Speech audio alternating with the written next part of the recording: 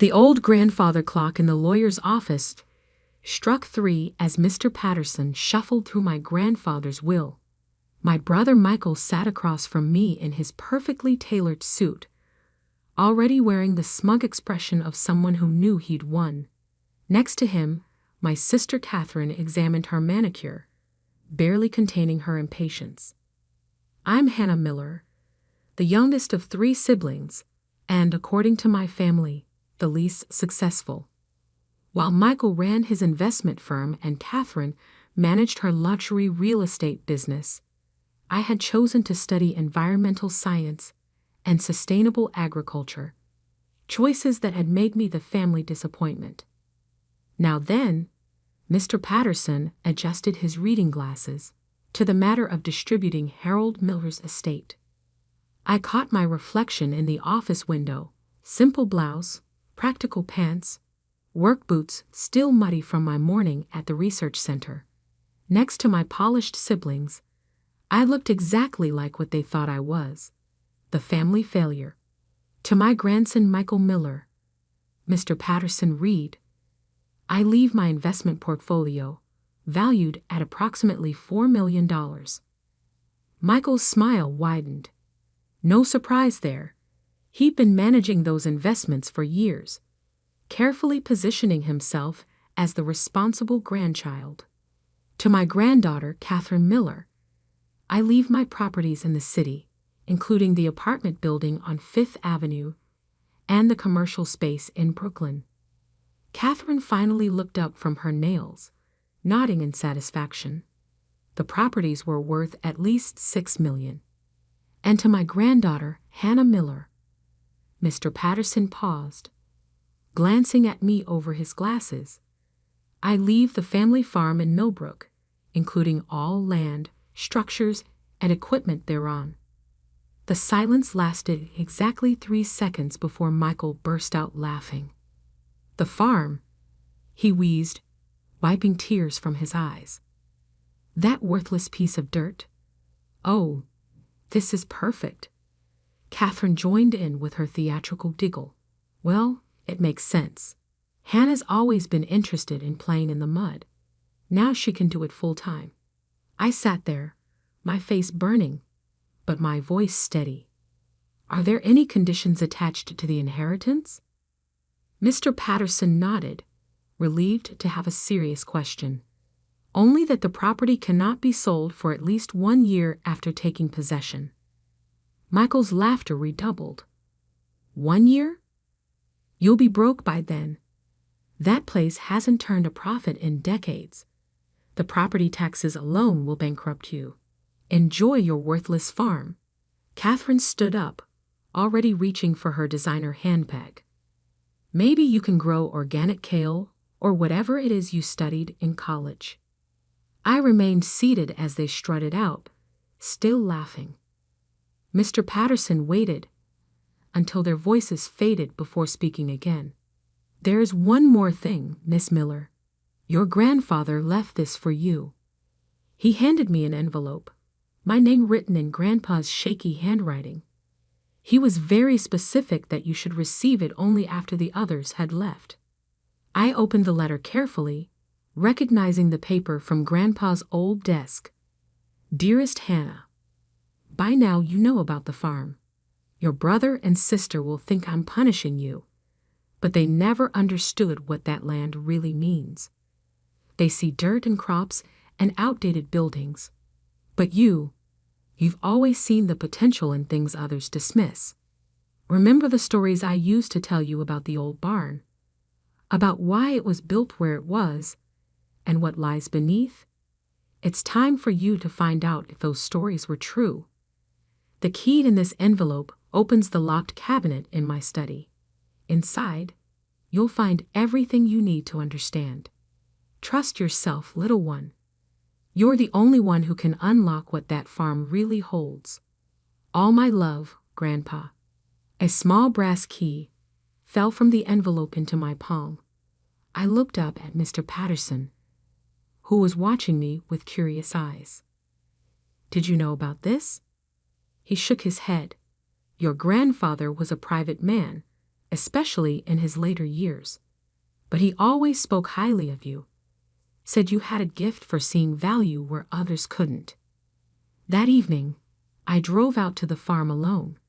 The spring sunset painted the old buildings in shades of gold, making the weathered wood glow. I'd always loved this place, spent countless summers here helping Grandpa with the horses and listening to his stories. The study was exactly as he left it. Books everywhere, maps spread across the desk, his old leather chair still holding the impression of his favorite reading position. The locked cabinet stood in the corner, untouched since his passing 3 months ago. The key fit perfectly. Inside, I found a stack of notebooks, geological surveys, and maps. Decades of research and observations. But it was the small leather-bound journal on top that caught my attention. The first entry, dated 1962, made my heart stop. Today I confirmed what I've suspected for years. The geological formations under the North Barn aren't natural. The core samples show clear signs of mineral deposits, but that's not all. The radiation reading suggests something far more valuable. I can't risk anyone finding out until I'm certain, but if I'm right, this farm sits on top of one of the largest rare earth element deposits in North America. I sank into Grandpa's chair, my hands shaking as I turned the pages. For decades, he had secretly studied the land, gathering evidence of what lay beneath the surface.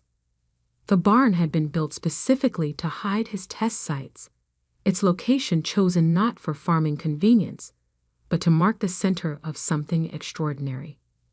The final entry was dated just 2 weeks before his death. Hannah will find this.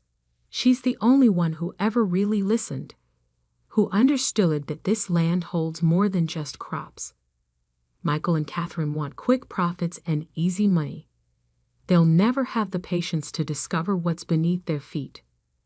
But Hannah, she has my curiosity, my determination. She'll know what to do with this knowledge. I stayed up all night, reading through the journals and studying the maps. By sunrise, I knew 2 things with absolute certainty. My grandfather had been right about the mineral deposits, and I was holding information worth millions, possibly billions, of dollars. My phone buzzed. A text from Michael. Hope you're enjoying the dirt farm. Let me know when you're ready to sell it cheap.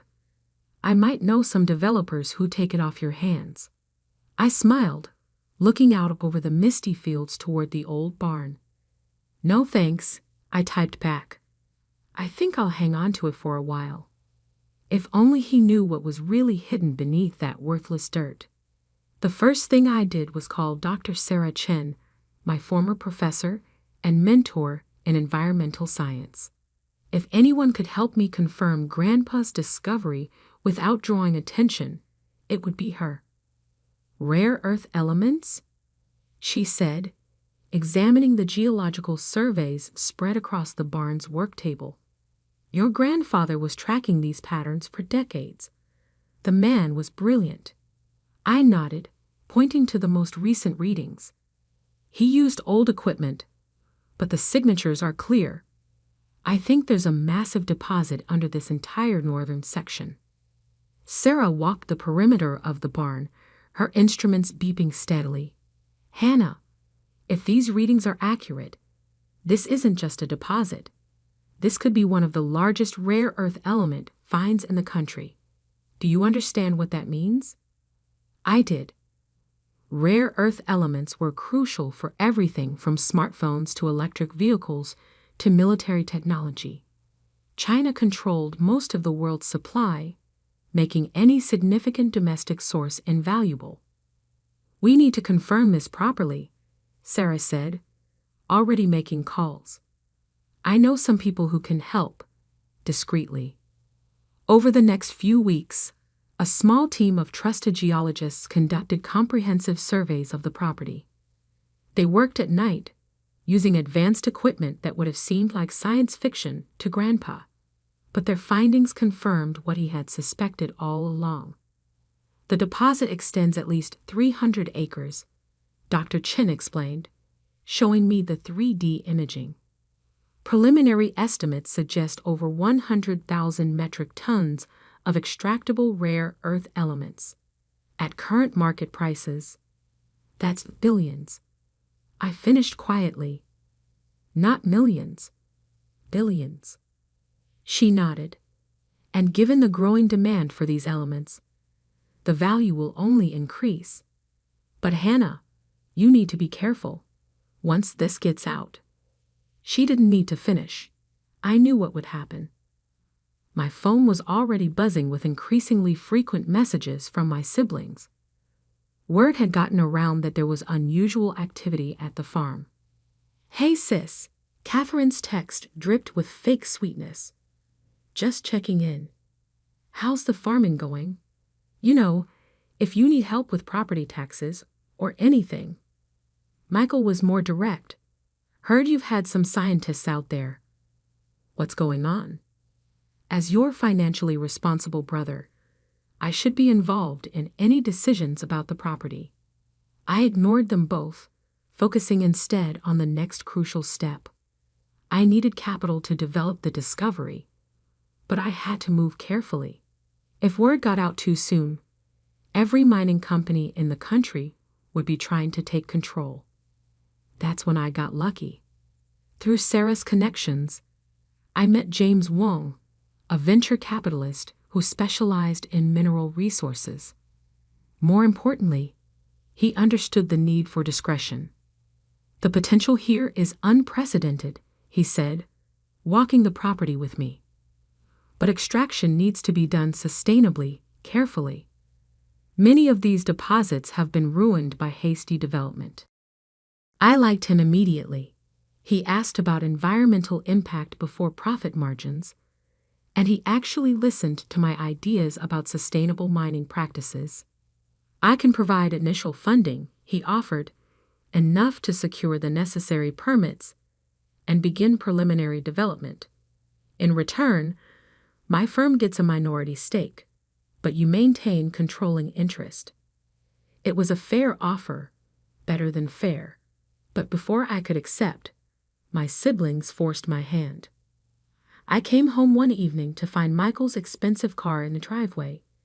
He and Catherine were waiting on the porch, trying to look concerned, but barely concealing their greed. "Hannah, we need to talk," Michael began, using his responsible big brother voice. "We're worried about you." "Really?" I leaned against the porch railing. "You haven't been worried about me for the past 10 years. Catherine stepped forward, all designer clothes and fake sympathy. "We know you've been meeting with investors. You can't handle something like that alone. You need our expertise." "Like you handled Grandpa's investments?" I asked sweetly. "The ones that underperformed the market by 40% under your management, Michael." His face reddened. "That's not. How did you know about that?" I actually read his financial records, unlike you, just like I read everything else he left behind. "Look," Catherine cut in, "whatever you found out here, you need help developing it. We have connections, experience." "No," I said firmly. "What you have is regret. You mocked this farm, called it worthless. Now you suspect it might be valuable, and suddenly you want to be involved." Michael's fake concern vanished. "We're your family. We have a right to be part of this." "Family?" I laughed. "When was the last time either of you visited Grandpa? Do you even know what crops he grew here? What he was passionate about?" They exchanged guilty glances. "I'll make this simple," I continued. "This is my inheritance. Grandpa gave it to me because he knew I would understand its true value, not just its monetary worth. You want to know what I've found? Wait and read about it in the papers like everyone else. You'll regret this," Michael threatened. "We can make things very difficult for you." I stepped closer, meeting his eyes. "No, Michael, You can't, because unlike you, I actually learned from Grandpa. I learned how to protect what's valuable, how to plan for the long term. You want to cause trouble? Go ahead. But remember, I have all of Grandpa's records, including some very interesting notes about your investment practices. Catherine grabbed Michael's arm as he started to sputter. Come on, she muttered. This isn't over, Hannah. I watched them drive away, their expensive car kicking up dust on the dirt road. Then I called James Wong. I'll take your offer, I said. But I want to add something to the contract. A clause that specifically prevents any shares from being sold to members of my family. He chuckled. Already done. Your grandfather warned me about them years ago. I nearly dropped the phone. You knew my grandfather? Who do you think helped him confirm his initial findings? Harold and I were old friends. He made me promise to look out for you when the time came. Tears filled my eyes as I looked out over the farm, my farm. Even now, Grandpa was still protecting me, still guiding my path. The next few weeks were a blur of activity. Environmental impact studies, permit applications, mineral rights registrations. Through it all, I could feel my siblings watching, plotting. But I had something they didn't: patience, just like Grandpa. Then came the day I had been both anticipating and dreading. The official announcement of the discovery was about to go public, and with it, the true value of my worthless farm would be revealed to the world. I sat in Grandpa's study, reading the press release one final time. Tomorrow, everyone would know that the Miller farm sat on top of one of the largest rare earth element deposits ever discovered in North America. Tomorrow, my siblings would learn exactly what they had mopped and lost. But tonight, in the quiet of the evening, I reread Grandpa's journal one more time. Remember, Hannah, true value isn't just in what you find, it's in how you use it. Make me proud. I would, Grandpa. I would. The morning the news broke, I woke up early to watch the sunrise from Grandpa's old porch swing. The farmhouse was quiet, but I knew the peace wouldn't last. Headlines were already flashing across financial news networks. Massive rare earth element deposit discovered in New York. Miller farm find could worry HAP global mineral market. Domestic rare earth elements. A $100 billion game CHANGR. My phone started ringing at exactly 7:01 a.m. Michael, of course. Is it true? He demanded, not bothering with a greeting. The farm, the minerals, all of it. Good morning to you too, Michael. I kept my voice calm. Yes, it's all true. Grandpa discovered it years ago. He just needed someone patient enough to understand its value. You have to let us in on this, he said quickly.